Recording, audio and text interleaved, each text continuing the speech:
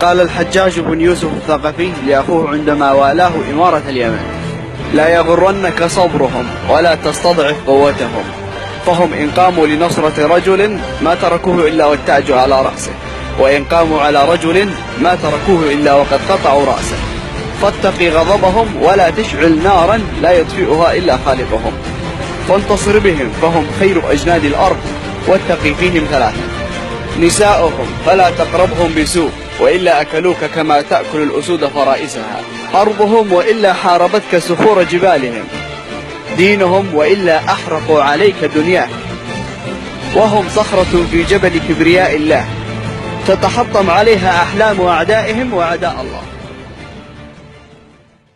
بسم الله الرحمن الرحيم.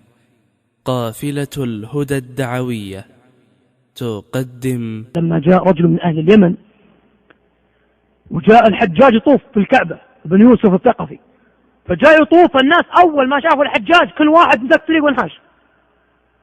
هذا رجل من أهل اليمن جالس يدعو الله، فقال الحجاج استغرب من هذا اللي واقف، من الرجل؟ قالوا هذا من أهل اليمن. قال من الرجل؟ قال فلان. قال من أين؟ قال من اليمن. قال كيف محمد بن يوسف الثقفي أخوه أخو الحجاج هو والي اليمن؟